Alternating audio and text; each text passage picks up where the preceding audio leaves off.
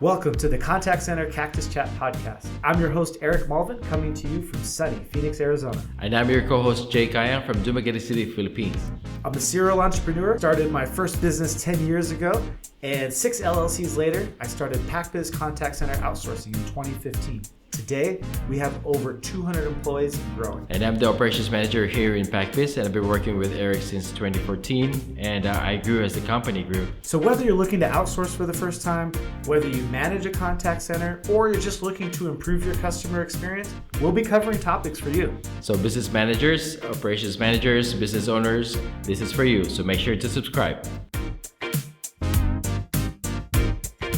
Welcome to another episode. We're excited you're listening, and this one is probably going to be one of my favorite because it's one of the biggest people I've ever gotten to interview. Jake, you just got a chance to see the full episode, and we're talking about Kai Soto. So who's Kai Soto? Tell us who he is. I've been. His name is very popular in the Philippines, and I thought he was 22, but he's only 20.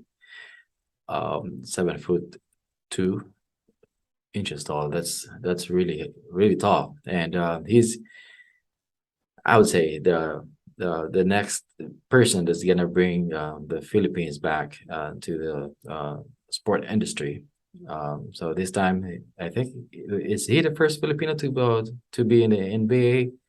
I'm not sure. No, but we got Jordan Clarkson. I think he'd be the first full Filipino. Everyone's kind of mixed, yeah. Mm-hmm. But there's Jordan Clarkson, I think Jalen Green on the Houston Rockets. Mm-hmm. So this guy, he's tried to make it into the draft. Unfortunately, things came up.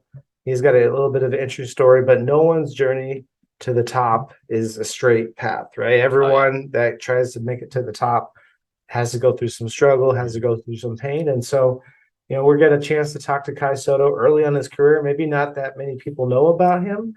But he's well known in the Philippines. He's well known amongst Filipinos in the U.S., and we talk about that as well. Mm-hmm. Yeah, the energy. I saw him play several games. The energy. He's fast for his height. He's really tall, and he can move that fast. And I really hope he can make it to the NBA. Yeah, I hope so too. I'm rooting for him. And it was really interesting because I had a chance to interview him right before they played their first NBA game. Mm-hmm. And so for those that don't know, in the NBA, the very first preseason game, it's always played against a foreign team. Typically, it's some team from Australia. Mm-hmm. And so the Suns had the privilege of hosting them in Phoenix a couple weeks ago. And before the game, the day before, we had a chance to sit down with a lot of the Filipino chamber members out here in Arizona. Mm-hmm. For the chamber out here, and actually some of the chamber members from different parts of the Southwest. They were able to bring Kai Soto in. So before he had that game, which actually it's not any kind of spoiler alert or anything, but they actually went on to defeat the Phoenix Suns, and they were the very first team in modern NBA history to beat the NBA team from Australia. So it was a pretty big accomplishment. And I wish I'd had a chance to ask him how it went after, but we actually got a chance to talk to him about what he's excited about, which is pretty cool. So at that game, he's tested to play with the caliber of the NBA players, and how it went. So they won. Yeah, they ended up winning. Wow, that's something. Yeah. And it was a really special game. They even had a Filipino halftime celebration. Mm-hmm. They brought different performers from around the Phoenix area. They showed a lot of Filipino cultural dancers, tinikling and different dances. So it's pretty cool to check out. And so what we have here, though, is an interview between me and Kai Soto from the other week. And also one other thing, too, we got to talk about what it's like being a business owner, entrepreneur. So if you're a business owner or entrepreneur listening and you're going through some of those struggles, check out the advice he has to say of what he went through, because it's a lot like what we go through trying to help grow our businesses. So hopefully you guys can find some inspiration in that. So you'll want to hear his answers from that. All right. So, I'm excited to hear and to watch the video. Yeah. So, all right, guys. Well, without further ado, check out Kai Soto with his exclusive interview with me, Eric Mulvin of PacBiz. And I'm here with a very special guest, Kai Soto, who already at the young age of 20 is making a name for himself around the world. So he's playing on the 36ers out of Australia. You got your first big game tomorrow. Is this the first NBA level game that you're playing in your career? It is. It's going to be the first one, first preseason game. So very excited and can't wait for tomorrow. How big of a game is this for you, considering you're playing the Phoenix Suns? That's pretty big. It's pretty big.